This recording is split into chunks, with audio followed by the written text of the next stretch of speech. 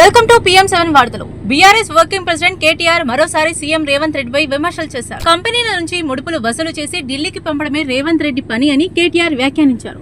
అంతేకాదు అనుమల రేవంత్ రెడ్డి కాదు ముడుపుల రేవంత్ రెడ్డి అంటూ సంచలన వ్యాఖ్యలు చేశారు. ప్రతి కంపెనీని ముడుపుల కోసం వేధిస్తున్నారని కేటీఆర్ ఆరోపించారు. ఎల్ఎన్టీ మెట్రో గురించి మాట్లాడుతూ ముడుపుల కోసం వేధించడంతోనే హైదరాబాద్ మెట్రోను వదిలిపెట్టి వెళ్లిపోతామంటున్నారని చెప్పారు. అంతేగాక గతంలో ఎల్ఎన్టీ మెట్రో ఎస్ఎఫ్ఓను అరెస్ట్ చేస్తామని రేవంత్ బెదిరించారని కూడా ఆరోపించారు. రేవంత్ పాలన నియంత పాలనలా ఉందని మండిపడ్డ కేటీఆర్ సీఎం ఒక్కరోజు కూడా సచివాలయానికి రాకపోవడాన్ని ప్రశ్నించారు. రాష్ట్రంలో కాలేజీలు బంద్, ఆరోగ్యశ్రీ సేవల రద్దు, యూరియా కొరత, అంగన్వాడీ వర్కర్లు, రేషన్ డీలర్ల ఆందోళనలు జరుగుతున్నా ప్రభుత్వం ఏం చేస్తుందని ఫైర్ అయ్యారు. ట్రిబుల్ అలైన్మెంట్ తమ ప్రభుత్వం ఉన్నప్పుడు రూపొందించామని, కానీ రేవంత్ సర్కార్ దాన్ని స్వప్రయోజనాల కోసం మార్చుతోందని కేటీఆర్ ఆరోపించారు. దీంతో రైతుల భూములు కోల్పోతున్నారని అన్నారు. రాష్ట్రంలో 12,000 కోట్ల డ్రగ్స్ పట్టుబడినా సీఎం కు సమాచారం లేకపోవడమే దారుణమని అన్నారు. గ్రూప్ 1 అవకతవకలపై కూడా కేటీఆర్ ఘాటు వ్యాఖ్యలు చేశారు. హైకోర్టే అవకతవకలు జరిగాయని గుర్తించిందని, 3 కోట్ల రూపాయలకు గ్రూప్ 1 ఉద్యోగాలు అమ్మారని అభ్యర్థులే చెప్తున్నారని తెలిపారు. ఇన్ని ఘటనలు జరుగుతున్నా బీజేపీ మౌనంగా ఉండడం వల్ల బీజేపీ కాంగ్రెస్ రెండు